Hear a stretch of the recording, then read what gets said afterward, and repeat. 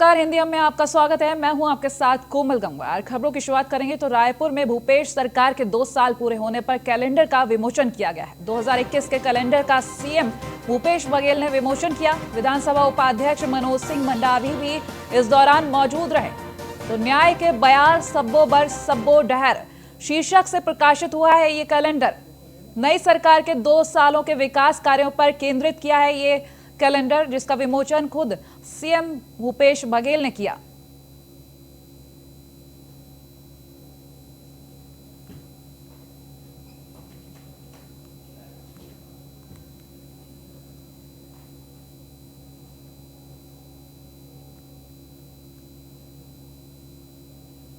झारखंड सरकार के 1 साल पूरे होने वाले हैं। इस 1 साल के दौरान हेमंत सोरेन सरकार के सामने कई चुनौतियां आई। साल 2020 की पहली तिमाही में ही कोरोना ने पूरे देश के साथ प्रदेश की प्रगति को थाम लिया।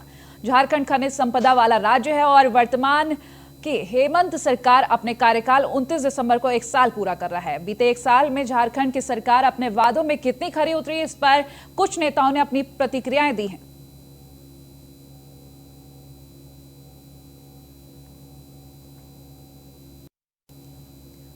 तो हेमंत सोरेन सरकार का 1 साल पूरा हो जाएगा 29 दिसंबर को, जिस पर कुछ नेताओं ने प्रतिक्रियाएं दी है।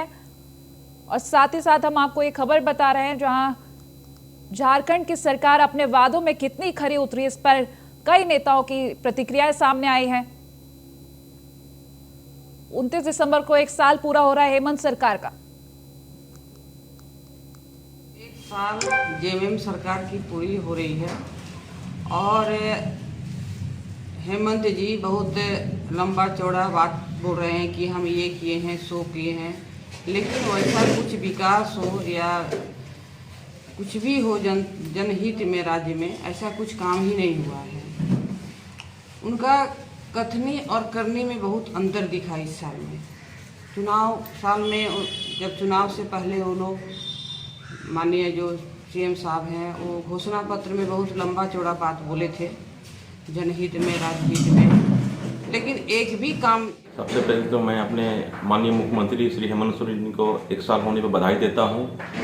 उनका कार्यकाल बहुत ही शांति प्रिय ढंग से झारखंड की सरकार उन्होंने चलाया है और आगे भी हम लोगों का यही उम्मीद है कि आने वाले 4 साल में इसी तरह मतलब जो एक भाजपा राज्य में जो एक भय का माहौल था वो खत्म हो चुका है और हमारे माननीय मुख्यमंत्री जिस तरह से अपनी सरकार को चला रहे हैं उनसे हमें काफ़ी उम्मीद है।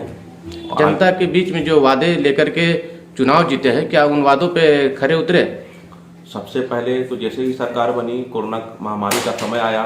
इस कोरोना महामारी से लड़ते हुए भी विकास के कामों में काफ़ी जागरूक है और काफ़ी कोशिशें उनकी है माननीय मुख्यमंत्री जी का, उनके आपके कैबिनेट सरकार का, झारखंड सरकार का। और हम सबको ये कोरोना महामारी से भी उन्होंने उसको निभाने के काम किए, निभाने की कोशिश कर। हम आशा करते हैं जी, हमने हेमंत सरकार को अगले बार भी हम लोग 1.5 साल जब वो थे मुख्यमंत्री, माननीय मुख्यमंत्री, तब उस समय भी हम लोगों ने देखा था जो किस तरीके से उनकी कार्यशैली है, वो किस तरीके से काम करने की कोशिश कर। आशा करते हैं जो उनके जो भी वादे हैं इलेक्शन में वो अगला 5 साल में पूरा करेंगे और झारखंड उनके नेतृत्व में आगे। जेएम की सरकार जो है बहुत निकम्मी सरकार है। जो भाजपा में गरीबों को, लोगों को जो लाभ मिल रहा था उससे उन लोगों को वंचित कर दिया है। जैसे कि जिनको 10 किलो अनाज मिल रहा था अब उनको 5 किलो मिल रहा है। जो महिलाओं को 1 रुपया में रजिस्ट्री हो रही थी वो बंद हो गई है। इस तरह से जो वृद्धा पेंशन था अभी 6 महीना से बंद है। और भी जो राहत उस सरकार में दी जा रही थी, सारी राहतों से लोग महरूम हैं और लोग की जो प्रगति का, जो ग्राम का जो विकास था वो भी इनके कार्यकाल में रुका हुआ है। जिस जनता के बीच जो उन्होंने वादे किए थे, जिन वादे पे खरा उतरे कि नहीं? वो कहाँ खरे उतरे हैं? उन्होंने कहा था कि 15,000 लोगों को नौकरियां देंगे, कहाँ? वहीं झारखंड के चिरकुंडा थाना अंतर्गत अग्रसेन सरस्वती विद्या मंदिर के 4 दीवारी में विद्यालय प्रबंधन द्वारा गेट लगाए जाने का विरोध स्थानीय लोगों ने करते हुए हंगामा किया है। हंगामे की सूचना पर चिरकुंडा पुलिस को हस्तक्षेप कर मामले को शांत किया गया। दोनों पक्षों को हिदायत दी गई कि जब तक मामले का हल नहीं निकल जाता तब तक स्थिति यथावत बनाए रहें। तब तक शांत होने को कहा गया और तब जाकर यह मामला शांत हुआ है।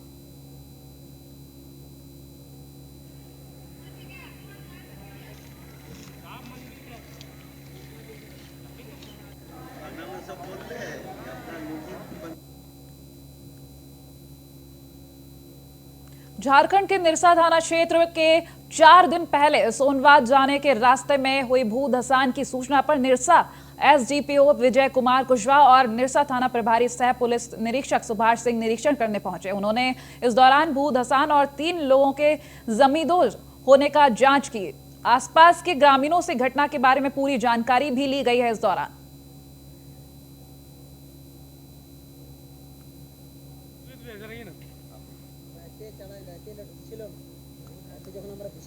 तो झारखंड के निरसा क्षेत्र की एक खबर हम आपको बता रहे हैं, जहां भू धसान का निरीक्षण किया गया। एसडीपीओ खुद वहां पर पहुंचे निरीक्षण करने के लिए, साथ ही साथ अन्य अधिकारीगण भी मौजूद रहे।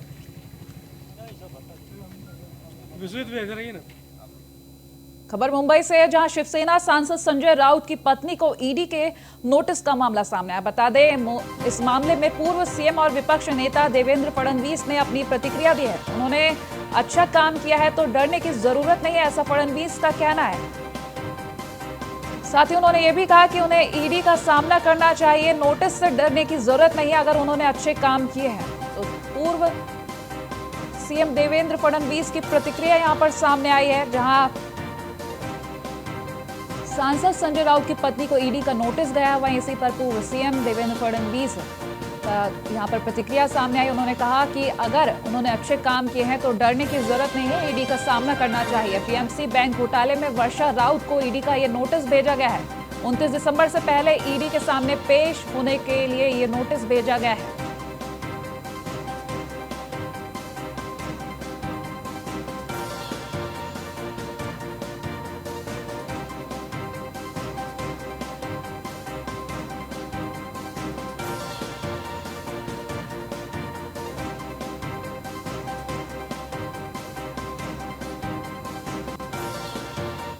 संजय राऊतांमध्ये खूप प्रतिभा आहे. त्यांना अनेक शेअर पाठ आहेत, त्यांना अनेक गाणे पाठ आहेत. त्यामुळे त्यांना जेव्हा दुसरं काम नसतं त्यावेळेस एखादा शेअर ट्विट करतात, एखादं गाणं ट्विट करतात. त्यामुळे त्याच्यावर उत्तर आम्ही कशाला द्यायचं. पण खडसेच्या नंतर राऊत यांना नोटीस काय पद्धत असं आहे की मी काही ईडीचा प्रवक्ता नाही आहे, हे तुम्ही ईडीला विचारलं पाहिजे. चांगलं काम केलं तर कोणाला नोटीस मिळत नाही.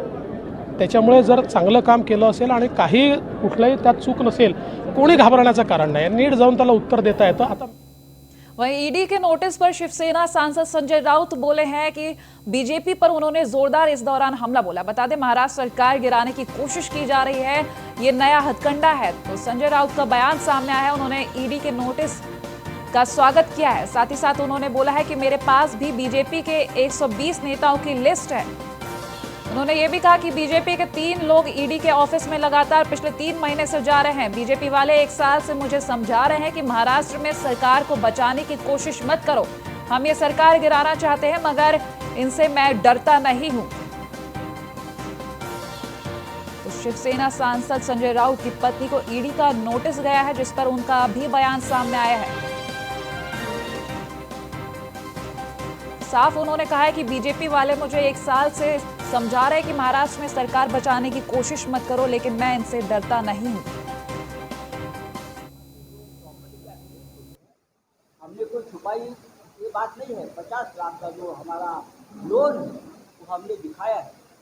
तो पीढ़ी को क्या तकलीफ है या भारतीय जनता पार्टी को क्या तकलीफ है इस देश में भारतीय जनता पार्टी ऐसे बड़े बड़े सुरमा बैठे हैं।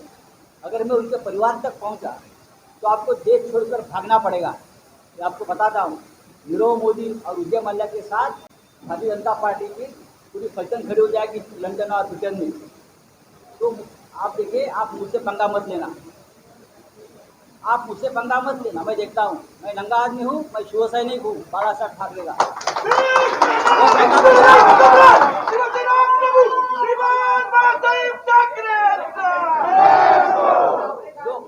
कर लो। अरे आप मेरे का उखड़ लोगे, जाओ, बहुत देखा है मैंने आप जैसे।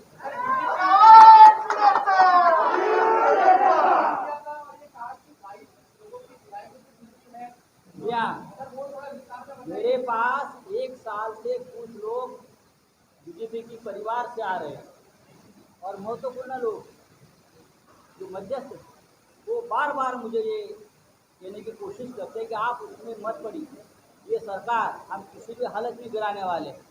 हमारे पास केंद्र की और इसी ईडी नोटिस पर एनसीपी नेता प्रफुल्ल पटेल का भी बयान सामने आया। ईडी के नोटिस काफी लोगों को आ रहे हैं, प्रफुल्ल पटेल ने ऐसा कहा है। साथ ही साथ उन्होंने ये भी कहा कि इसे राजनीति समझो या फिर कुछ और, जांच में सब सामने आ जाएगा। कुछ नोटिस आते हैं तो हम उसका पालन करेंगे। तो प्रफुल्ल पटेल का भी इस ईडी नोटिस के बाद बयान सामने आ गया है, जिसमें उन्होंने साफ कहा कि जांच में सब सामने आ जाएगा। कोई नोटिस आता है तो हमें उसका पालन करना चाहिए और आगे करेंगे भी। सर हिंदी ईडी के नोटिस, अगर किसी ने गलत किया होगा तो वो नोटिस में स्पष्ट जाने के बाद साफ सफाई सामने ही आ जाएगी। जो सच्चाई है वो बात आएगी। जहाँ तक ईडी का नोटिस है, अभी बहुत लोगों को नोटिस मिलने लग गए हैं, तो हो सकता है, चलिए उसमें अब जो राजनीति समझो या और कोई बात समझो, जो भी सच्चा है सामने आ जाएगा। लेकिन इसको बहुत ज़्यादा मतलब इसका कोई और अर्थ निकालने का मुझे कोई मतलब नहीं लगता। बदले की भावना से कुछ नहीं किया है। अब वो जो भी है, कोई उसका ज़्यादा कोई उसको हम अदरवाइज नहीं लेते हैं। आता है, उसकी कार्रवाई होती है, कार्रवाई का पालन करते हैं। Thank you sir. महाराष्ट्र में शिवसेना सांसद संजय राउत की पत्नी वर्षा राउत को पीएमसी बैंक घोटाले में ईडी के नोटिस को लेकर राजनीतिक गलियारे में हलचल बढ़ गई है। वहीं मुंबई में शिव सैनिकों ने ईडी ऑफिस के सामने भाजपा प्रदेश कार्यालय का बैनर लगा दिया है। और वो तस्वीर भी हम आपको दिखा रहे हैं, जहां ईडी ऑफिस के सामने भाजपा प्रदेश कार्यालय का बैनर लगा हुआ है।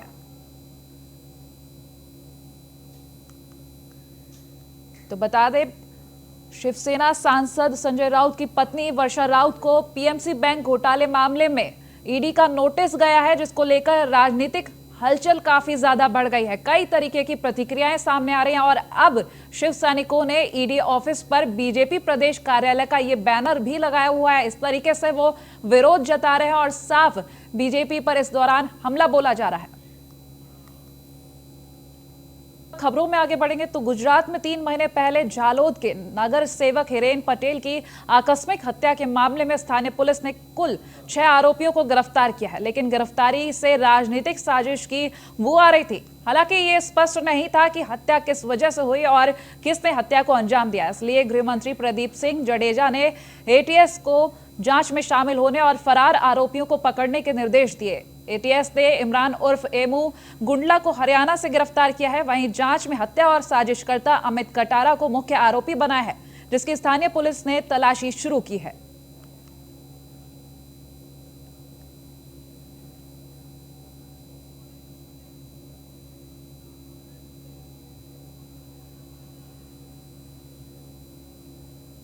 आज अखिल भारतीय संगठित कामगार कांग्रेस के प्रदेश सचिव आशुतोष द्विवेदी पंचायत मझगवा के ग्राम पंचायत भटवा पहुंचे, जहां पर वनवासी भाइयों के बीच बैठकर उन्होंने चौपाल लगाई। जहां पर ग्रामीणों ने बताया कि हमारे गांव में आदिम जाति कल्याण विभाग द्वारा पिछले साल बोर कराया गया था, लेकिन आज तक उसमें समरसेबल नहीं डाला गया और उस बोर का लाभ हमें नहीं मिल पाया। ग्रामीणों ने बताया कि हमारे यहाँ का मोटर सीओ साहब ने दूसरी पंचायत में डलवा दिया है, इस कारण हमारे यहाँ का बोर खाली पड़ा हुआ है। जिस पर तत्काल आशुतोष द्विवेदी ने ग्राम पंचायत पहुंचकर सचिव जीआरएस और पटवारी के सामने बात कही और जल्द से जल्द बोर चालू करवाने को कहा।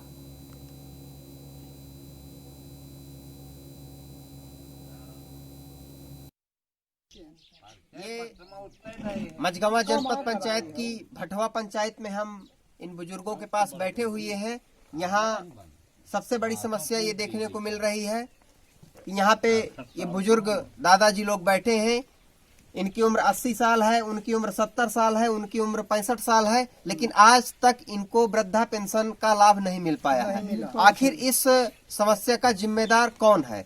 या यहाँ के सचिव, रोजगार सहायक या जो भी जिम्मेदार अधिकारी हैं।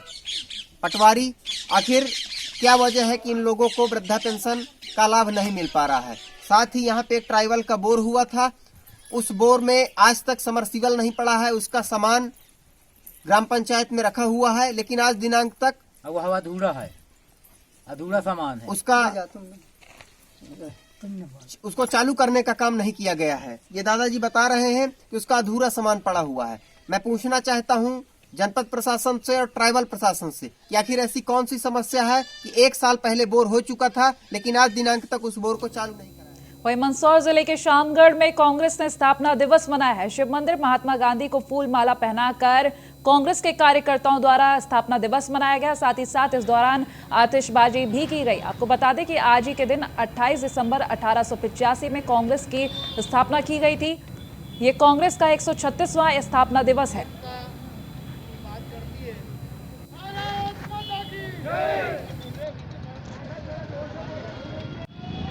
आज यहाँ पर भारतीय राष्ट्रीय कांग्रेस 136वें स्थापना दिवस का कार्यक्रम रखा गया था। इसमें यहाँ कांग्रेस के सभी कार्यकर्ता द्वारा स्थापना दिवस के मौके पर जश्न मनाया गया। आतिशबाजी। मंदसौर युवा प्रेस क्लब का निर्वाचन जिला प्रेस क्लब कार्यालय पर हर्षोल्लास के साथ संपन्न हुआ। बता दें दोपहर 12 बजे से 2:30 बजे तक 5 पदों पर मतदान हुआ। इसमें जिले भर से युवा प्रेस क्लब के सदस्यों ने उत्साहपूर्वक भाग लिया। खास बात यह रही कि संवैधानिक तरीके से ये चुनाव के बाद निर्वाचन की प्रक्रिया हुई। परिणाम घोषित होने के बाद प्रत्याशियों ने एक दूसरे को गले लगाकर शुभकामनाएं देते हुए क्लब की एकता का परिचय दिया।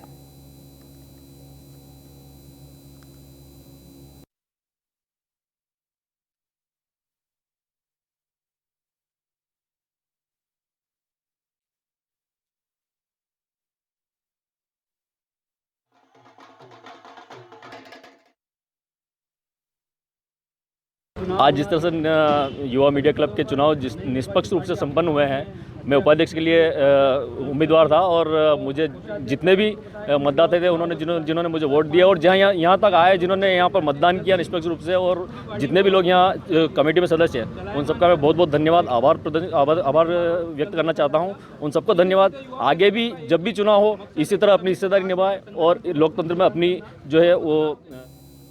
वहीं अनूपपुर जिले के नगरपालिका अनूपपुर इलाके में लाखों रुपए लागत नगरपालिका क्षेत्र में गरीबों को रहने के लिए रैन बसेरा सालों पहले बना था, जिसकी लागत और उस पर 1 करोड़ के ऊपर खर्च भी किया गया। बावजूद इसके प्रचार प्रसार के अभाव में इसका उपयोग नहीं हो रहा है, जबकि दर्जनों गरीब सड़क किनारे फुटपाथ पर इस शीतलहर में रात गुजारने को मजबूर हैं। अनूपपुर एसडीएम से बात करने पर उन्होंने जल्द टीम भेजकर जांच कराने की बात कही। वहीं इस मामले में नगरपालिका सीएमओ बात करने से मना कर रहे हैं।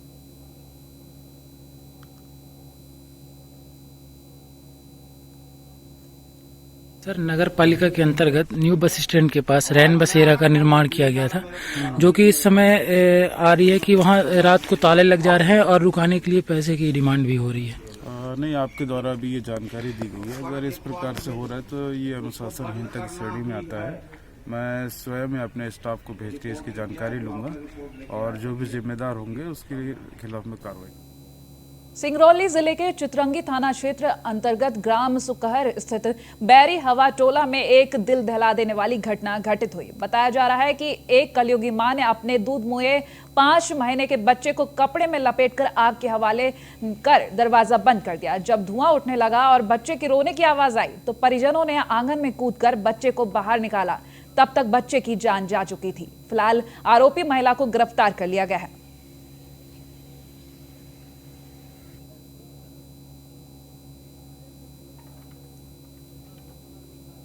देखिए, इसमें गुड्डी बाई करके एक महिला है, उसने अपने 5 माह के बच्चे जिसका नाम है संदीप सिंह, उसको एक गुदड़ी जो होती है उस पर रख करके उसने आग लगा दी। और खुद भी वो जो है हैंगिंग करने का प्रयास कर रही थी, लेकिन जब आग लगी और धुआं उसका फैला तो घर वालों ने जो है देखा और दरवाज़ा तोड़ करके इनको निकाला। बच्चे को इलाज के लिए भेजा, लेकिन दुखद था कि वो उसको इलाज के पहले ही उसकी। सिंगरौली पुलिस अधीक्षक कार्यालय परिसर में ग्राम और नगर रक्षा समितियों का वार्षिक प्रशिक्षण और मिलन समारोह का आयोजन किया गया, जिसके मुख्य अतिथि कलेक्टर राजीव रंजन मीना, विशिष्ट अतिथि पुलिस अधीक्षक वीरेंद्र सिंह रहे। इस कार्यक्रम में जिले भर के विभिन्न थाना क्षेत्रों से आए समितियों के सदस्यों को वार्षिक प्रशिक्षण दिया गया और वहीं समितियों को संबोधित करते हुए कार्यक्रम के मुख्य अतिथि जिला कलेक्टर राजीव रंजन मीना ने कहा कि रक्षा समितियां पुलिस परिवार का अभिन्न अंग हैं और किसी भी घटना की संपूर्ण जानकारी समितियों द्वारा पुलिस को ही प्राप्त होती है।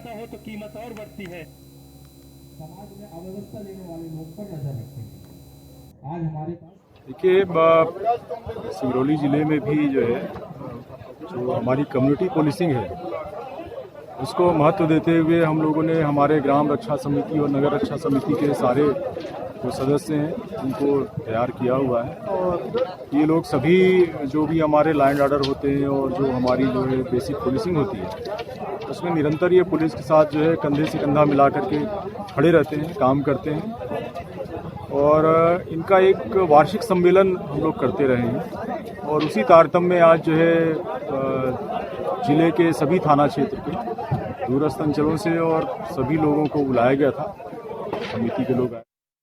नगर तथा ग्राम रक्षा समिति के जो सदस्य थे उनका वार्षिक सम्मेलन आयोजित किया गया है। एक बहुत अच्छी पहल है जिसमें कि जो एक कम्युनिटी पुलिसिंग की अवधारणा जो एक शासन ने बनाई है उसके तहत जो हम जो अपने ग्राम हैं और जो नगर हैं या वार्ड हैं उनके जो व्यक्ति हैं जो कि हमारी अपने नगर तथा ग्राम रक्षा समिति के सदस्यों के रूप में सेवाएं दे रहे हैं। और जैसलमेर से दुखद खबर, जहां पूर्व महारावल बृजराज सिंह का निधन हो गया। बता दें दिल्ली के मेदांता अस्पताल में वो भर्ती थे जहां उनका इलाज चल रहा था। इस दौरान उनका निधन हो गया। लीवर की समस्या से ग्रसित थे पूर्व महारावल। हफ्ते भर पहले बिगड़ी थी बृजराज सिंह की तबियत। पूर्व महारावल के निधन पर सोनार दुर्ग का ध्वज झुकाया गया है। तो 52 साल के थे जैसलमेर के पूर्व महारावल। पूरे जिले में शोक की लहर है।